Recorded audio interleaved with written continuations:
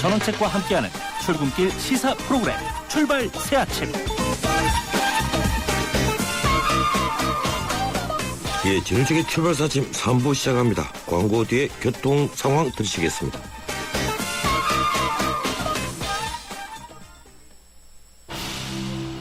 눈부신 광채 피부 그 이상, 새로 나온 블루밍 에센스, SK2의 새로운 발견, 피부 내면에 촘촘히 빛을 채워 활짝 피어나는 피부.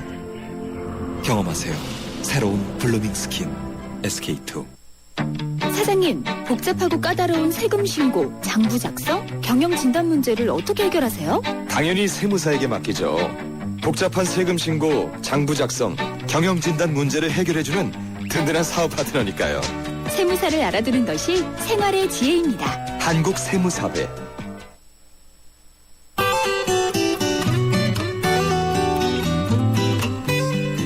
출발 새 아침 교통정보입니다. 월요일 아침 출근길답게 곳곳에 정체가 상당히 심합니다. 동부간선도로 창동교에서 월계 1교 사이로 양방향 밀리고 있고요. 도심 쪽으로는 월릉교부터 성동교까지 정체가 되고 있는데 장평교 부근에 있었던 사고 처리 작업 5분 전쯤에 모두 마무리가 됐습니다. 옆으로 가는 동일로는 화양사거리 부근부터 영동대교 남단까지 쭉 정체가 되고 옆에 성수와 청담대교 역시 북단에서 남단 쪽으로 밀립니다. 내부순환로 성산대교 쪽으로 홍지문 터널 안에 고장차가 발생했는데요. 기름램프부터 홍지문 터널까지 정체가 되고 있고요. 그리고 연희램프에서 홍지문 터널 사이로 양방향으로 속도가 떨어집니다. 오늘 과천과 사당을 오고 가는데도 교통량이 상당히 많은 편입니다. 동작대로 사당역부터 남태령을 지나 관문 사거리 쪽으로 과천 쪽으로 이동하는 데 쭉 밀리고 있고요. 반대편으로도 남태령부터 경문고등학교 쪽으로도 시속 20-30km 안팎으로 통과합니다. 출발 새 아침 교통정보였습니다.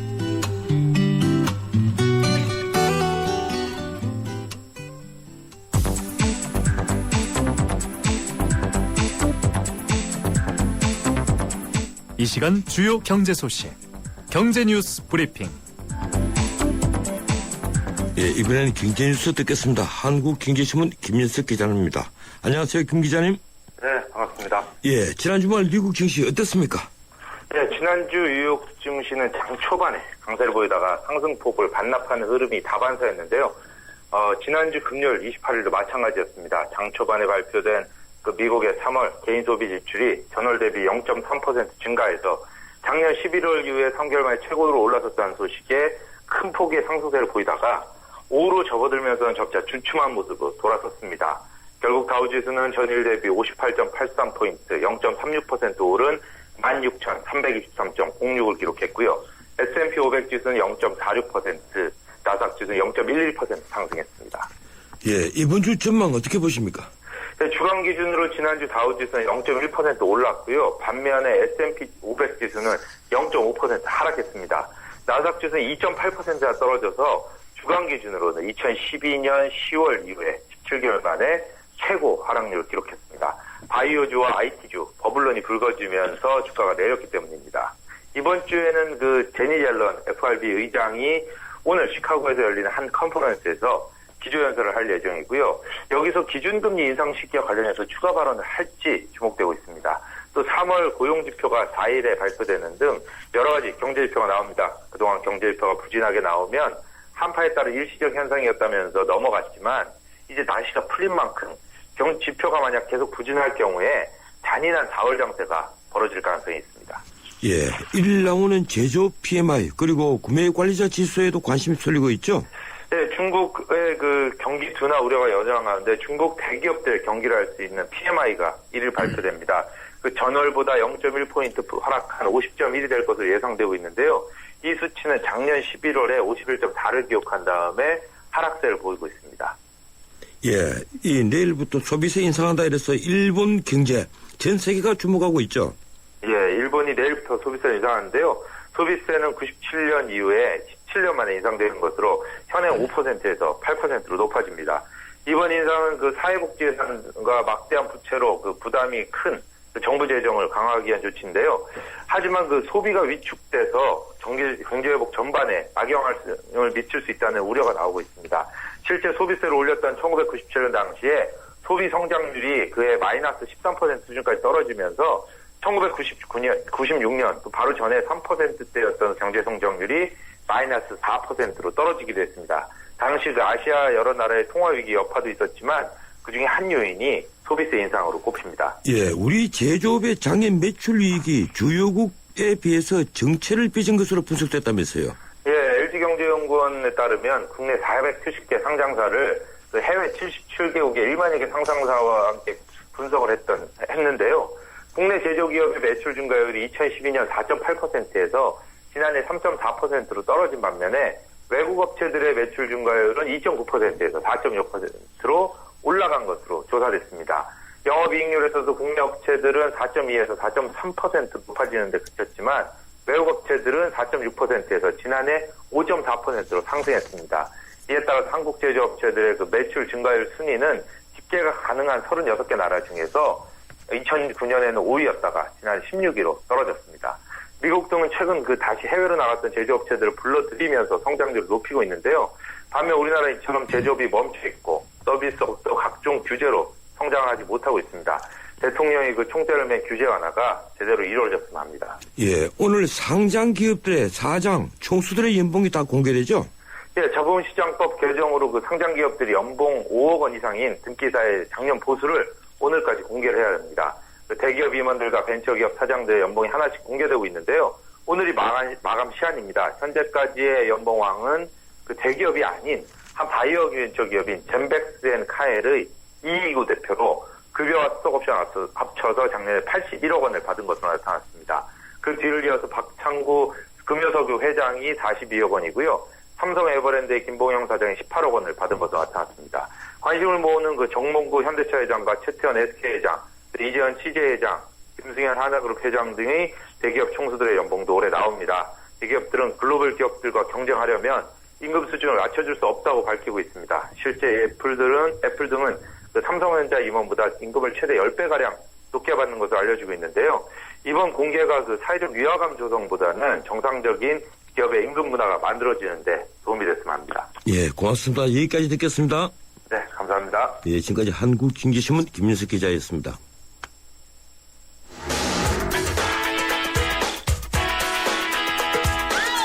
안녕하세요. 배우 손창민입니다. 매일 아침 출근길을 밝혀주는 세상살이 길잡이. 여러분은 지금 저와 함께 YTN 라디오 전원책의 출발새 아침을 듣고 계십니다.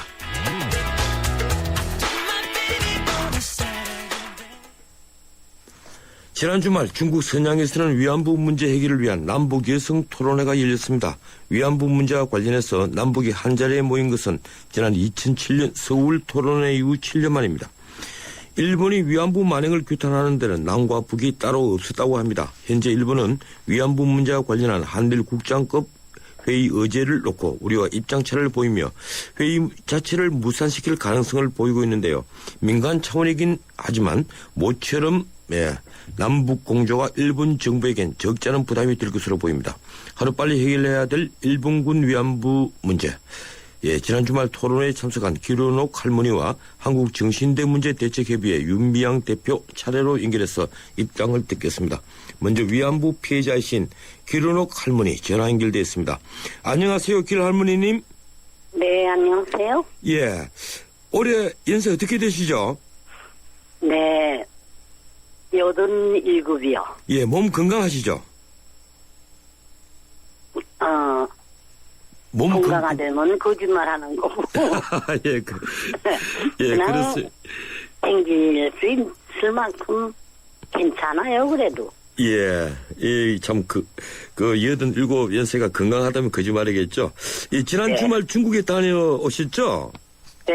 예, 할머니께서 남북 여성단체 대표들 앞에서 위안부 문제를 증언하셨는데 어떤 얘기를 해 주셨습니까? 그저 우리 시당 역대까지 답답한 얘기들 그냥 서로 논았죠. 예. 그 현장에 참석한 사람들 반응이 어땠어요? 그냥 이제 우리가 서로 얘기할 적에는 예. 그냥 보통으로 그냥 얘기하는 것 같지만 사실대로 가슴이 아픈 얘기들이거든요. 예. 그러니까 저 얘기 들을 적이면 서로 간에 눈물바다죠 뭐. 예. 할머니께서 고향이 평양이시죠? 네. 예. 그래서 북한 사람들과 이번에 만나셨는데 이 좀 감회가 남다르셨을 것 같은데 어떠셨습니까? 아무래도 여기서도 서로 고향의 사람을 만나면 반갑죠. 예. 그와 마찬가지예요. 더더구나 이렇게 멀리 떨어져 있다가서 만났으니까 반갑고 진짜 안 나던 부모님 생각도 나고 동지간 생각도 나고 그렇죠. 예.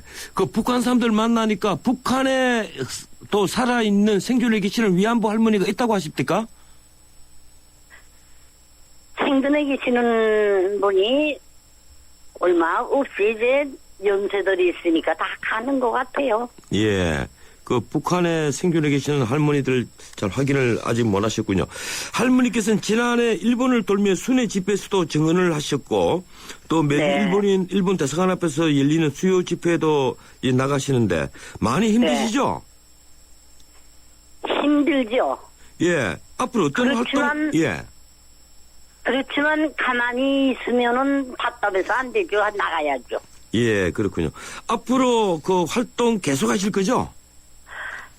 내 눈이 감아지기 전에는 하죠. 예. 그 일본이 지금 위안부 문제를 회피를 하거나 또 왜곡하는 발언을 일본 장관들이 빈번하게 하고 있어요. 그 누구보다 속상하실 텐데 피해자로서 일본의 이런 행태 어떻게 해야 되겠습니까?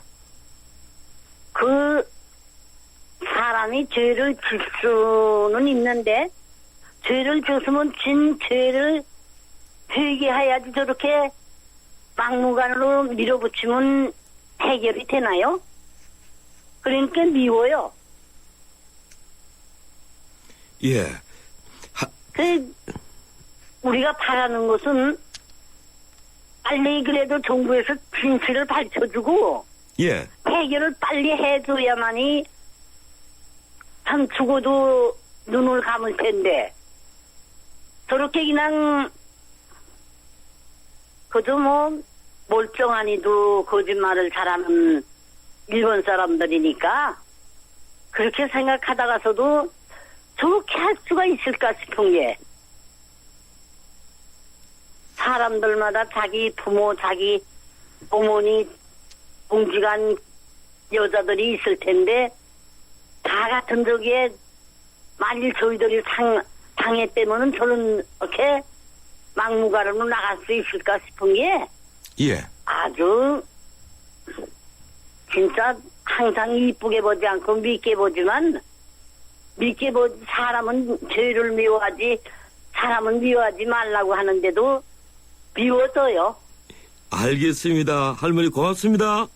네. 예. 지금까지 위안부 피해자이신 길원옥 할머니였습니다. 정말 그 가슴속에 맺힌 말씀이 나오는군요. 이 문자들이 끊임없이 올라오고 있습니다. 제가 문자 주문을 하지 않았는데도 정말 그 다들 그 공감하는 것 같습니다.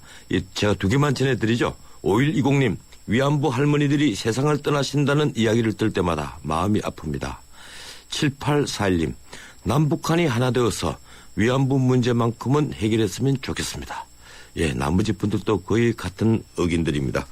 예, 계속해서 윤미향 정신대 문제대책위원회 대표 말씀 듣겠습니다. 윤 대표님 안녕하세요. 네, 안녕하세요. 예, 지금 또 문제들이 계속 올라오고 있습니다. 그만큼 네. 우리 사회의 이 위안부 문제 온 국민이 공감을 하고 희망성이 높은 문제인 것 같아요. 이번에 중국 토론회에 참석하셨는데 이 토론회 어떻게 개최될 수 있었던 겁니까? 사실은 이 토론회는 지난 2010년 우리가 일제 강제 병합당한 지 100년이 되는 그 해에 예. 남북의 여성들이 좀 한 목소리로 위안부 문제 해결을 촉구하는 그런 토론회를 개최하자라고 결의를 한 적이 있어요. 물론 우리 정부의 허가를 다 맡아서 그런 논의를 진행을 해 왔었고요. 예. 근데 그 이후에 이제 남북 관계가 별로 좋아지지 못하면서 토론회도 못 하게 됐었습니다. 근데 이제 원래 일본군이 위안부 문제는 1990년대 초 이 운동이 시작될 때부터 위안부는 어떤 정치적인 이슈 문제를 떠나서 함께 연대할 수밖에 없다라는 그런 공감대가 남북 다 그렇게 형성이 되어 있었고요. 예. 또 해외에 계신 우리 동포들도 그런 열망을 가지고 계셔서 함께 연대해 왔던 일이거든요. 근데 이제 그동안에 그렇게, 만나지 못하고 있다가, 북에서 또, 먼저 연락이 와서, 그렇게 우리가 논의를 했는데, 토론회를 성사시키지 못했으니 다시 한번 추진을 하자라고 제의가 왔고, 저희들도 그 뜻에 함께 동의하면서 이번에 이렇게 토론회가 성사되게 되었습니다. 예, 이번 토론회 그 남북에서 각각 어느 정도 참석하셨습니까? 저희 남측에서는 저희 정대협을 비롯해서 한국 여성단체회나 뭐 평화를 만드는 여성회, 또 한국 기독교 교회 협의회, 또 불교 여성회, 굉장히 다양한 여성 단체들이 25명 정도가 함께 팀을 이뤄서 참석을 했고요. 예. 그리고 북에서는 카톨릭 여성협회라든가 민하협이라든가 또 저희 정대협과 함께 90년대부터 연대해왔던 조선 일본군 성노예 및 강제연행 피해자 문제 대책위원회라고 있습니다. 예. 줄여서 조대위라고 하는데요. 그 조대위 분들 또 역사연구소 분들 등등 해서 10분이 참석을 했어요. 예. 그리고 또 해외에 계신 우리 동포 여성들이 10분이 함께 참석을 했고 일본과 중국에 계신 분들이 그래서 약 50여 명이 함께 참석을 해서 토론회를 진행을 했습니다. 예. 이 북한 쪽 여성단체에서 어떤 발언과 어떤 의견이 나왔습니까? 저희들하고 똑같은 것 같아요. 북에서라고 위안부 문제에 대해서 특별한 그런 어떤 역사인식을 갖고 계신 건 아니잖아요. 예. 남측이나 북측이나 또 해외에 계신 분들이나 다 지금 최근에 일본 정부가 계속 역사에 대한 망언을 한다든가 독도에 대한 그런 영유권을 주장한다든가 예. 역사를 왜곡하는 그런 교육을 아이들에게 시킨다든가 이런 문제에 대해서 굉장히 지금 규탄하는 그러한 목소리들이 나왔고요. 그동안에는 위안부 문제와 관련해서 남북이 함께 연대하는 그런 목소리들을 쭉 내왔지만 앞으로 더더욱 적극적인 그런 연대 활동을 했으면 좋겠다라는 그러한 발언들이 주로 진행이 됐었습니다. 예. 윤미향 대표님께서 이번에 위안부 문제 해결을 위해서 1억인 서명운동 동참을 북한에 이제 제안을 하셨는데 네. 이 서명운동 어떻게 이루어집니까? 지금 사실은 세계 각지로 1억인 서명운동이 진행이 되고 있긴 해요. 예. 근데 그동안 이제 북과 만날 수 없었기 때문에 이 1억인 서명운동이라는 거는 저희 남측에서만 진행해서 되는 일은 아니고요. 그래서 북측에 제안을 했는데 북측에서 이 서명을 함께 해주면 또 중국이라든가 또 러시아라든가 북과 또 연계가 되어 있는 그런 나라들에서도 저희들이 이제 연대를 펴더라도 훨씬 더 수월할 것 같기도 하고요. 예. 무엇보다도 유엔에 이 서명을 전달하거나 일본 정부에게 서명을 전달할 때 이게 남북의 한 목소리도 전달할 수 있다라는 게 상징성도 있지만 결코 이 문제가 포기될 수 없다라는 것. 일본 정부가 역사를 계속 덮으려고 해도 덮을 수 없다라는 것. 그런 것을 좀 드러내줄 수 있을 것 같기도 하고요. 또 최근에 북한과 일본이 수교를 한다든가 수교 협상을 다시 재개를 한다든가 또 일본의 납북자 문제에 관련해서 가족들이 만난다든가 이런 일들이 계속 진행이 되고 있잖아요. 예. 그러니까 좀 긍정적인 그런 이야기들로 전해지고 있는데 이러한 수교 상황에서도 북한과 일본의 어떤 외교적인 관계 속에서도 일본군 위안부 문제라든가 이 인권 침해 관련한 문제는 어떠한 것으로도 은폐되거나 축소될 수 없다는 그런 우리의 의지를 드러낼 수 있을 것 같다라는 생각이 듭니다. 예, 오늘 고맙습니다. 여기까지 듣겠습니다. 네, 고맙습니다. 예, 지금까지 한국정신대 문제대책협의회 윤미향 대표였습니다. 침대는 과학이다. 침대과학 50년이 이룬 세계 최고 기술력. 배우던 나라에서 가르치는 나라로 우리 침대에서 자기 할 것이다. 전 세계인을. 에이스 침대. 희망을 잃지 않았던 새터민 유진 씨에게 기프트카는 다시 설 수 있는 힘이 되어 주었습니다. 누군가에게 힘이 되고 싶다는 기프트카의 67번째 주인공 강유진 씨가 만드는 인형. 누구와 나누면 좋을까요? 여러분의 댓글로 추천해주세요. 현대자동차그룹. 코웨이에선 정수기 필터 교체하듯이 오염된 매트리스 상단을 새 걸로 교체할 수 있대요. 우와! 게다가 미세먼지부터 진먼지 진드기까지 7단계로 케어해준대요. 우와! 위생까지 책임져야 진짜 침대다. 코웨이 매트리스 케어렌탈 1588-5100. 예, 출발사침 3부였습니다. 예, 잠시 후에 4부 이어갑니다. 300만 경제 수도 인천의 시대가 열립니다. 세계적인 국제도시 홍콩, 싱가포르, 제네바와 어깨를 겨루겠습니다. 2014년 9월 19일 45억 아시아인의 나눔과 화합의 대축전 인천 아시안게임이 펼쳐집니다. 45개국 아시아인의 꿈과 감동의 제전 아시아의 새로운 미래가 열립니다. 2014 인천 아시안게임과 장애인 아시안게임을 나눔과 배려, 공감이 있는 아시아인의 축제로 모두가 행복한 인천, 시민과 함께 만들겠습니다. 전국적으로 조류 인플루엔자가 번지고 있습니다. 닭과 오리 등을 통해 직접 전염되기도 하지만 사람을 통해서 또 운반 차량을 통해서 전염이 되기도 하는데요. 가급적 농장 출입을 자제해 주시고 출입을 할 때는 반드시 소독을 철저히 해주시기 바랍니다. 닭과 오리들이 갑자기 사료를 적게 먹거나 졸음 증상 혹은 폐사를 보일 경우에는 경기도나 일선시군 가축 방역기관으로 신고해 주세요. 방역을 위해 출입 차단과 이동 제한 등의 불편이 있겠지만 추가 확산을 막기 위한 것이니 적극 협조해 주시기 바랍니다. 지금까지 세계 속의 경기도에서 알려드렸습니다.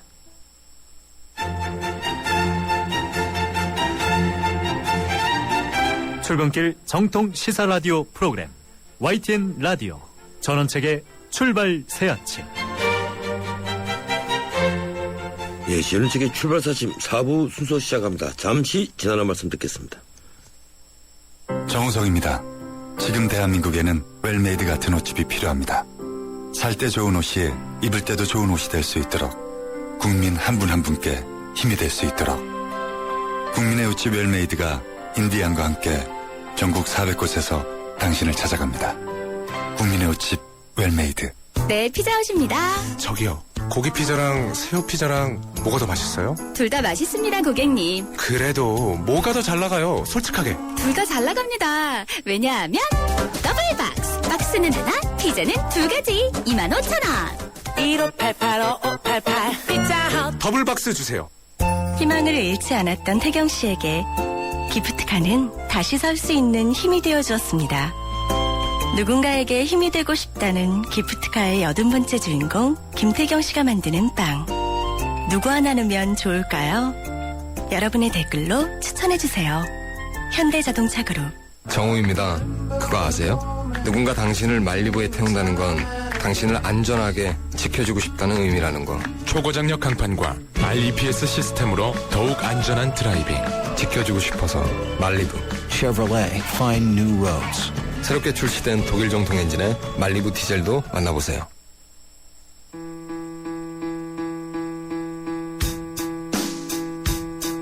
삶을 위한 정치, 궁금한 정치의 속이야기. 출발 새 아침 정치 포커스. 매주 월요일 마련하는 정치 포커스입니다. 한 주간의 정치 상황을 살펴보는 시간이죠. 이 시간 함께하는 두 분입니다. 위즈덤 센터 황태순 수석연구위원, 정치평론가 박상병 박사. 두 분 어서 오십시오. 예, 안녕하세요. 네, 안녕하십니까. 예, 일주일간 정치 뉴스 마구 또 쏟아졌습니다.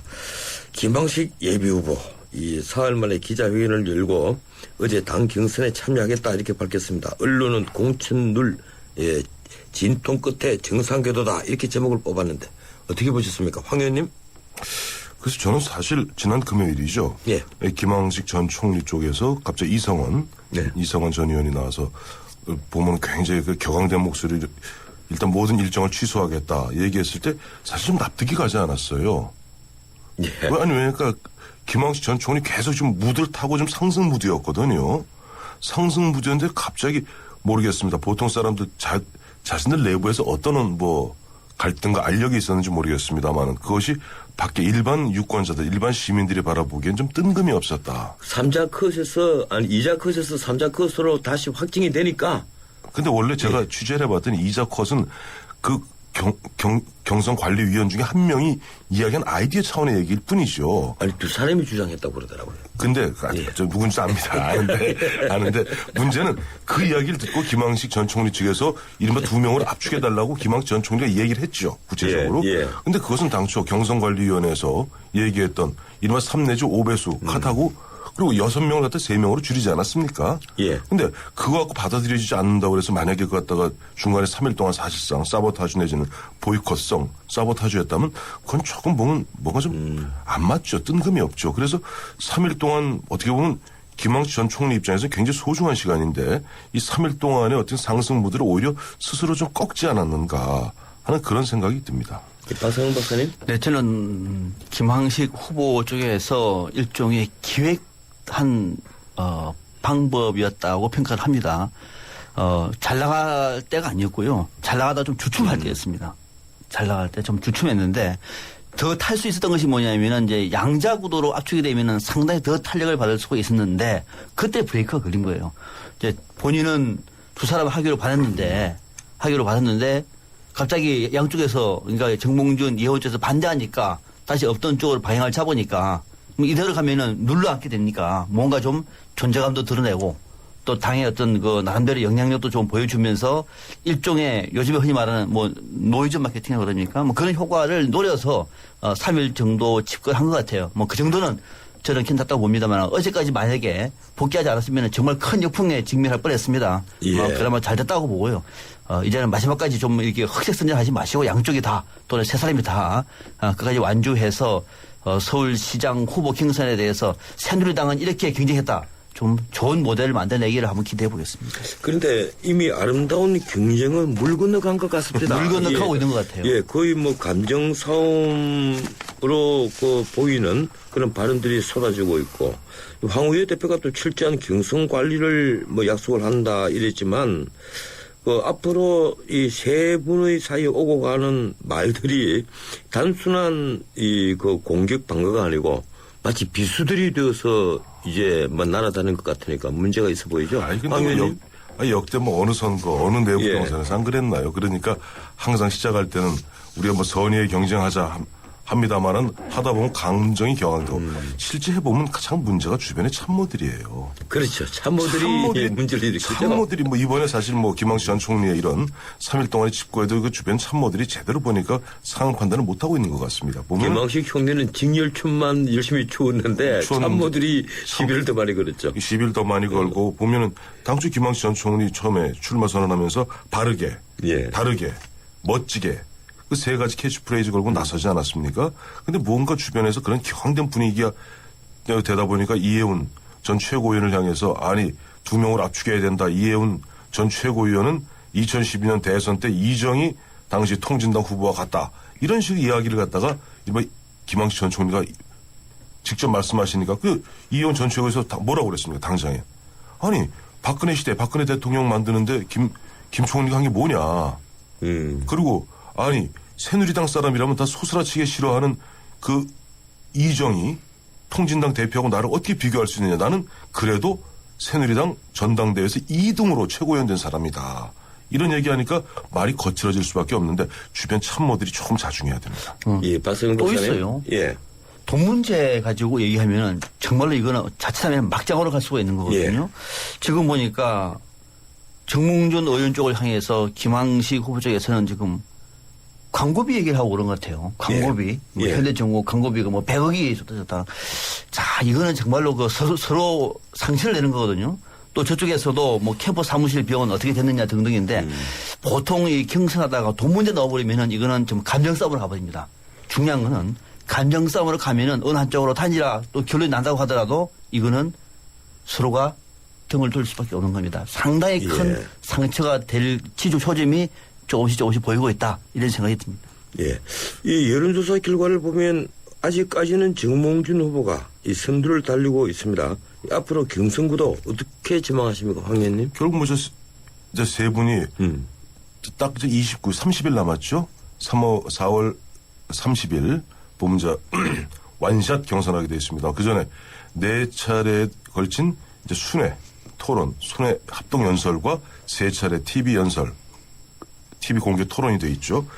거기 가는데 지금 현재로 봐서 어느 정도의 그 뭐랄까 티격태격하면 그거 우리가 좀 사실은 좀 지켜봐야 돼요. 그럼 그 정도는 있을 수 있는 이야기고 문제는 결국 보면은 TV 토론과 합동연설에서도 상당히 당심이 움직이며 또 아무래도 언론이 좀 주목을 하고 지켜보다 보니까 사실상 생중계하다시피 하지 않겠습니까? 그러다 보면 그것도 민심 또한 거기 따라 연동돼서 움직일 가능성이 크다. 그러니까 아직은 지켜봐야 된다. 박성훈 박사님. 네, 지금 이제 서울시장 새누리당 후보 경선 문제의 변수는 민심과 당심이 어느 정도 부딪히는가에 달려 있을 것 같아요. 민심은 방금 말씀하신 것처럼 정몽준 후보가 높죠. 뭐 상당히 높은 편이죠. 지금 뭐 박원순 시장하고도 비슷비슷한 수준이니까. 그건 민심이고요. 중요한 건 이제 당심은 조직력이거든요. 조직력에서 어느 만큼 민심과의 차별성을 보일 것인가의 관건인데 당심하면 아무래도 지금 당에 있는 친박 의원들의 조직표가 큰 영향을 미치지 않겠습니까? 과연 어느 만큼 조직력을 보일 것인가에 관심 하나하고 두 번째는 이해운 후보가 어떻게 결론을 내리냐가 중요할 것 같아요. 완주하느냐 하지 않느냐의 문제도 있고 완주를 할 경우에 당 TV 토론 통을 통해서 어떤 스탠스를 취해서 양쪽에 그러니까 정몽준 김황식 후보 쪽에 어떤 영향을 줄지 만약에 그러지 않고 중간에 사퇴한다고 하면은 어떤 방식으로 사퇴할지가 큰 변수가 될 것 같아요. 두 가지 정도가 앞으로 아마 큰 대세에 가를 수 있는 지금 변수가 지금 상황에서는 변수가 아니겠느냐 이렇게 보고 있습니다. 예, 어떻든 이 박원순 후보 이 야당 통합으로 그 가장 이 피해를 입고 있다. 뭐 이런 얘기까지 있습니다. 이 관심 외로 좀 멀어져 있으니까. 근데 새누리당은 치열한 지금 2파전, 3파전 이렇게 벌이고 있거든요. 예. 이번에 이해운 후보 동사 필설. 그건 어떻게 생각하십니까? 좀 짧게 답변해 주십시오. 황 의원님. 이게 좀 이해운 후보가 좀 잘못했죠. 왜냐하니까 그 지난해 12월 달에 이사했다고 하지만은 또 그런 것이 불거지게 되고 뭐 딸아이 때문에 딸아이 학교 문제 때문에 옮겼다고 그러는데 가면 뭐 방배동으로 가도 되는 것이 굳이 옆에 있는 동작을로 갈 이유가 뭐가 있겠습니까? 뭐 동작을이 집값도 사고 주거 환경이 더 좋을 수도 있죠. 아니 근데 그건 그렇지 않대요. 예. 집 앞에 있는 건 방배동 쪽인데 학교 앞에 있는 거는 그런 겁니까? 예, 그렇죠. 예. 방배동에 있는 학교다 있는. 오얏나무 밑에서는 각건을 고쳐마지 말라 이렇게 얘기를 했는데 각건을 고쳐매고 오얏나무 숲으로 들어간 것 같아요. 양쪽에서 어떤 얘기 했는지 모르겠습니다만은 김황식 후보 쪽에서 빅딜스를 제기하도 할 말 없게 됐습니다. 정말로 앞으로 그렇게 될지는 지켜보겠습니다만은 이런 처신 자체에는 오해를 불러일으키기가 십상이다. 적절한 처신은 아니라고 봅니다. 이 오얏나무 밑에 가끔 꽂혀 매지 마라 했지만 요사이 우리 정치인들 애초에 모자 벗어놓고 그 안에 과일들 다 담습니다. 예. 할 말이 없네요. 할 말이 없고요. 네. 그다음에 한마디로 하면 이해운 후보 같은 경우 뭐 빅딜설 모르겠습니다. 혹시 재보선이 있다 하더라도 동작을에는 못 나갑니다. 이런 분위기. 글쎄 말입니다. 뭐 현재 이런 얘기가까지 나왔으니까. 예, 이제는 뭐 동작을 쪽에는 정몽준 이제 의원이 후보가 돼서 의원직을 사퇴한다 하더라도 보면은 이해운 전 최고는 동작으로는 못 나갑니다. 그러니까 이해운 위원으로서는 정말 답답해지겠어요. 근데 왜 하필 이때 진짜 이사를 했을까요? 참 생각해도 이해가 안 되는 측면이 많네요. 왜 근데 뭐 본인이 노리는 것은 다윗이 골리앗 이기는 것이다. 이런 거니까 지켜보긴 하죠. 예, 새정치 민주당 얘기 좀 할까요? 예, 민주당 의원 성향 분류표. 예, 이게 이제 조선일보에 나온 겁니다. 예, 주류가 만들었다. 이런 것까지 딱 붙여서 이제 공개를 했는데 네 사람이 손을 댄 흔적이 있어요. 안철수 그리고 그 김한길 두 대표는 우리는 보고받은 적도 없고 본 적도 없다 하지만 이 민주당 만약에 내부에서 만들어졌다면 주류가 만든 것은 분명히 보인단 말입니다.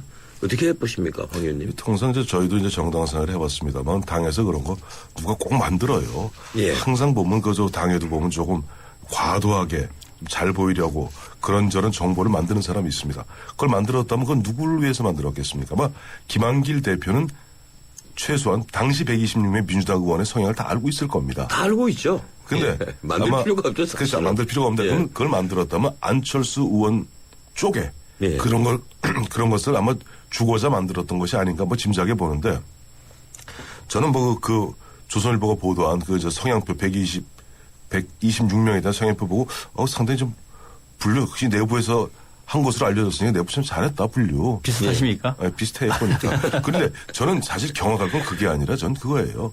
이번에 김한길 대표가 지시했죠. 그래서 27개 언론사에 대해서 보면은 의원들별로 다 이 막 감시조라고 그러나요? 감시조 예. 두어서 보면 모니터하고 항의하고 경우에 따라서는 고소 고발하라. 그래서 27개 언론사별로 의원들 1명 내지는 또 많은 경우는 6명까지 각 분류해서 그러다 보니까 새누리당 쪽에서는 아 이건 무슨 5호 감시자냐 예. 하는 그런 더 뭐 강한 반발을 했는데 저는 그게 더 경악스러웠어요. 예, 박상영 박사님. 어떤 게 더 경험스럽다고요? 후자요. 아, 5호 얘기하는 거예요. 그렇죠. 5호 지금 민주당 새정치 민주연합 쪽에서는 언론 환경이 안 좋은 건 뭐 다 알고 있는 얘기고 방송하는 저희도 알고 있는 것이니까 비판적인 얘기야 막을 수가 없다고 하더라도 새정치 민주연합을 음해한다든지 비방한다든지 근거 없는 얘기를 부풀리는 경우도 솔직히 많이 보지 않습니까? 문제를 제기하는 건 좀 옳다고 봅니다. 충분히 그렇게 해야 되고 그럴 수 있는 그런데 거고. 그 속에 내용은 좀 문제가 있었죠. 예. 근데 뭐 언론사에 뭐가 있으면 감시를 하고 그다음에 가서 항의를 방문하고 그다음에 언론과 유대 관계를 맺어라 뭐 이런 식의 여러 가지 그것은 이 전례 없는 일이거든요. 그거는 이렇게 봅니다. 새정치민주연합 쪽에서는 지금 전례 없을 정도로 방송사 종편을 포함해가지고 지금 난타를 당하고 있거든요. 사실 난타를 당하고 있습니다. 제가 방송사마다 가지 않습니까? 가서 들어봐도 낯뜨거운 장면이 많습니다. 근데 이런 것들을 어떻게 언론의 자유다 물론 보장이 됩니다만 그러나 언론의 자유를 침해하는 것이 아니라 근거 없는 사실을 왜곡해가지고 퍼뜨리는 것은 안 되는 거죠. 물론 그건 안 되죠. 그럴 경우에는 누구도 제재를 못하니까 당에서 언론사에 찾아와서 항의를 하고 시정 조치를 요구하는 것은 옳다고 봅니다. 하지만 정당한 비판까지도 물론 그건 아닙니다. 그렇습니다. 막지 않겠느냐. 정당한 비판은 맞습니다. 그거는 아니라고 보고요. 지금 과거에 민주당 쪽에서 부담을 갖고 있는 것 같아요. 새정치 민주연합의 안철수 공동대표 체제로 들어서면서 이걸 어떻게 앞으로 좀 방향을 잘 잡을 것인가 할 때 아마 내부적으로 참모 쪽에서 리스트를 짜가지고 아마 진상 보고를 하려고 했던 문건이 의도적이든 아니면 비의도적이든 흘러나간 것 같아요. 그것이 지금 말이 되고 있는데 일단 흘러나가면은 문제가 커지는 거거든요. 왜 잘 간수를 못했는지 누가 맡았는지가 궁금합니다. 이 시간에 없어서 이 점을 좀 물어봐야 되겠습니다. 기초선거 공천 폐지 재검토 요구 이 날이 갈수록 지금 확대되고 있습니다. 사실 호남 외에 출마하는 사람들은 전부 다 공시를 다 바라고 있으니까 이제 그럴 수밖에 없는데 문제는 김한길 안철수 두 대표가 현재로까지는 약속 지켜야 한다면서 거부를 하는데 사실은 지금 후퇴할 명분을 찾는 것 아니냐 언제까지 버티느냐 이제 이런 얘기들이 벌써부터 나옵니다. 어떻게 보십니까, 황 의원? 이제 보니 여의도에 가니까 이런 얘기가 돌더군요. 이번에 기초 무공천을 만에 하나 철회한다면 재검토라고 그러죠. 재검토해서 철회한다면은 안철수, 김한길이 죽고. 그러니까 공천하게 된다면은. 그다음에 그것을 끝까지 고집하면은 새천년 민주당이 죽는다. 새천년 민주당? 새정치민주연합이 새정치민주 자꾸 두 분이 새천년을 자꾸 붙이는데 새정치민주연합이 새정치민주연합이 죽는다. 왜냐하니까 아무래도 앞서 말씀하신 대로 호남을 제외하고 특히 수도권에서는 아마 그 정동영 전 대표 말씀대로 구청장들이 거의 전멸할지도 몰라요. 글쎄 말이에요. 그러니까 좀 그런 관계인데 그렇다고 그러면 뭐죠 김한길 안철수 두 대표가 그렇다고 무슨 처리할 것 같지는 않고요. 보면은 계속 내용이 계속되는 가운데 저는 지금 보면 김한길 안철수 대표는 그대로 관철시키려고 들걸요. 그리고 실제 친노 구주리 입장에서도 이렇게 강하게 쐐기는 받고 있습니다마는 그렇게 할 경우 그걸 갖다 수긍할 수밖에 없는 그런 입장이고 이런 얘기도 있더라고요. 그렇게 되었을 경우는 정말 이 결과가 나쁘게 나오면 그 책임은 안철수, 정동영 대표 얘기들 안철수 의원이 지고 만약 그런 상황이라면 서울에서 박원순 시장이 이기기 어렵다는 거예요. 그러면 문재인 의원 입장에서는 가장 강력한 대선 라이벌인 안철수, 박원순 두 사람은 이번 기회에 이른바 차도살인한다고 그러죠. 두 사람 날릴 수 있다. 그래서 나도 거대한 음모론이군요. 박상경 박사님 어떻게 보십니까? 정치권에서는 충분히 있을 수 있는 얘기입니다. 뭐 어느 쪽이든 있을 수 있는 얘기인데 왜 지금 이미 당에서 결정한 내용을 이렇게 흔들고 있을까? 내용이 깊어질까? 배경은 두 가지로 압축이 됩니다. 하나는 해당 인사들이 반발하는 거죠. 내가 가면 반드시 공천을 받을 텐데 해당 구청장이라든지 시장 같은 경우에는 거의 공천이 90% 확실한데 자꾸 공천 안 하려고 하니까 어렵지 않느냐라고 하는 속에서 당사자들이 반발하면서 당 지도부를 압박하는 측면이 하나 있고 또 하나는 방금 황교안 위원이 말씀하신 것처럼 비주류 쪽에서 그러니까 김한길 안철수 체제에 대해 비판적인 저항적인 인사들 통해서 명분을 잡아가지고 자꾸 지도부를 흔들고 있는 것 같아요.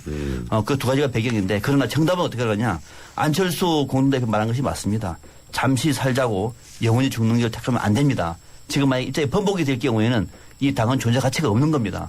그리고 지금 흔들고 울고 있는 사람들 정치 전략적인 측면이 분명히 있는 겁니다. 당에서 잘 짚어서 이 문제는 정면 대응하는 것이 옳다 이렇게 봅니다. 예, 어떻든 이 안철수 새정치민주연합 공동대표 어제 박근혜 대통령 만나자 이런 얘기까지 했는데 청와대가 받아들일 가능성 희박하겠죠. 거의 없다고 봐야죠. 예. 왜냐하면 그것은 게임의 룰을 정하는 문제라면 황우여 대표한테 만나자고 하는 것이 안철수 대표가 그 정도죠. 갑자기 뜬금없이 보면 저 귀국한 지 하루밖에 안 된 대통령 만나자고 그거 보면 그건 내부의 어떤 뭐랄까 불만을 갖다가 박근혜 대통령이 떠넘기자는 그런 정략적인 수외에는 다른 것 아닙니다. 예, 박상훈 박사님. 새누리당 논평이 딱 그렇게 나왔더라고요. 아, 그래요? 예. 그 사람 정확히 보는군요. 그렇군요. 네. 정확하게 보고 계시는군요. 안철수 대표가 얘기를 했던 것은 게임 룰을 정하는 문제가 아니라 대통령이 약속을 위반한 문제를 어떻게 보거든요. 그게 이제 미생 얘기를 하지 않습니까? 그러니까 약속 문제를 알고 이제 룰을 정하는 문제를 가지고 안철수 대표가 박근혜 대통령 만나자 하는 건 아니죠. 예. 그러나 뭐 청와대도 받아줄 가능성은 없다고 봅니다. 왜냐하면 정치권 문제와 어느 정도 간격을 두고 있기 때문에 뭐 청와대가 부응할 가능성은 저도 없다고 봅니다. 예. 오늘 주 토론 여기까지 하고 베스트는 무엇으로 듣겠습니다. 일주일이 베스트 황교님. 박근혜 대통령이요. 이유는요?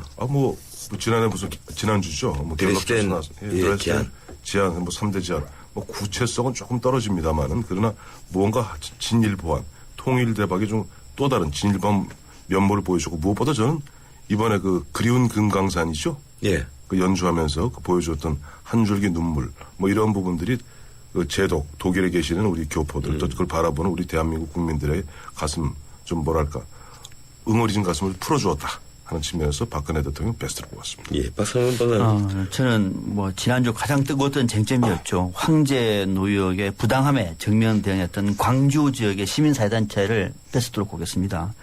광주 시민단체 협의회라든지 광주 진보연대 또는 광주 전남 여성단체 연합 등등에서 기자회견을 통해 가지고 정말로 부당한 이런 황제 노역의 중단에 대해서 시민단체의 힘으로 저항을 해서 큰 물줄기를 바꿔냈습니다. 정말로 살아있는 우리 시대의 양심을 보는 것 같은 느낌에서 광주 지역의 시민사회단체를 이 주에 베스트로 꼽았습니다. 전 변호사님은요? 저는 서울시민. 예. 이유는 이런 어벤져스 2 같은 영화 찍는다고 길을 막고 난리를 치는데도 묵묵히 따라주는 이 서울 시민들의 어떤 그 시민의식 베스트로 꼽았습니다. 예, 그런 측면에서 그 얘기를 하려고 합니다. 예, 이주일이 고스다. 황교님. 앞서 우리 박성일 박사님 말씀하셨던 그 황제노역 그 판결 내린 장병우 법원장. 광주지법원장. 예, 법원장. 똑같습니다, 저도. 예. 네. 그럼 더 이상 얘기할 이유는 우리 박성일 박사님 얘기해 주시죠. 사퇴하면은 이제 지난 2004년에 골프 접대로 무리로 10년 만에 다시 법원장이 사퇴한 거거든요. 있을 수 없는 아무리 법리라고 하더라도 상식 밖의 향판이 뭐가 문제인가를 극명하게 보여준 장병우 광주지법원장 2주에 오스토를 꼽았습니다. 예, 장병우 지법원장 저도 오스토를 꼽고 싶지만 그것보다는 차라리 허재호 전 대주건설 회장 이 사람 돈 있으면서 이렇게 풍파를 일으켜서는 안 되겠죠. 벌금 냈으면 아무 일도 없었지 않았겠습니까? 그러니까 보면 한 250억 갖다가 50일 쉬면서 떼오겠다는 참 파렴치한 얘기죠. 예, 매주 월요일 진행하는 정치보고서 오늘 여기까지입니다. 두 분 고맙습니다. 네, 감사합니다. 고맙습니다. 해나루 하나면 돼 식탁 가득 행복해 좋아 해나루 잘 지내 나루 쌀에 감자 사과도 있어 당진 해나루 우리 집 건강지킴이 행복지킴이 당진 해나루 당신을 위한 참 좋은 먹거리 당진 해나루. 난 기다렸지 프로 설레는 맘으로 빛나지 이대로 멋지지 그대로 그 세상 속에 나로 난 앞으로지 프로 나랄라라 세상의 프로가 되다 LG G 프로2 잠은 인생의 사치라던 에디슨. 하지만 그의 열정을 지켜준 것도 깊은 잠이었습니다. 짧게 자도 깊고 편안하게. 시대의 리더와 함께한 시몬스. 당신의 인생과 함께합니다. 흔들리지 않는 편안함. 시몬스. 가리고 흉터 가리지 마세요. 흉터 전문 더마틱스 울트라. CPX 성분이 흉터를 흐리고 부드럽고 매끈하게 흉터에 더 자신있게 더마틱스 울트라. 이탈리아 글로벌 제약회사 메나리니. 본 제품은 의료기기입니다. 어제 마포대교 전면 통제됐습니다. 어벤져스라는 영화 속편 찍기 위한 것인데요. 검은 정장을 한 보안 요원들, 다리 출입은 물론 시민들 촬영을 단속했다 합니다. 예, 이곳뿐 아니라 많은 곳이 영화로 2주 동안 통제됩니다. 서울 대동맥 차단하면서 시민들 동의 구한 적 없습니다. 예, 그런데도 문화관광부가 주도하고 영진이 등이 나서서 영화 제작사와 양해각서를 떡하니 체결했습니다. 서울에서 선 제작비 최소 30억 원을 현금으로 준다고 하는군요. 미국 정부가 우리 영화 찍자고 장관이 나서서 양해각서를 체결할까를 생각해보면 정부의 이번 행동이 얼마나 어처구니 없는 것인지 잘 알 수 있습니다. 어벤져스라는 영화 엄청난 관객물이 했다는 거 잘 압니다. 그렇지만 철저한 상업 오락 영화인 것도 사실입니다. 문제는 경제 효과가 2조 원이니 4천억 원이니 하는 당국의 말입니다. 기가 막힙니다. 돈 앞에 국격은 정말 없는 겁니까? 오늘은 여기까지입니다. 예, 3월이 끝 잘 마무리하십시오. 지금까지 진행의 전현책 변호사였습니다. 내일 뵙지요. 고맙습니다.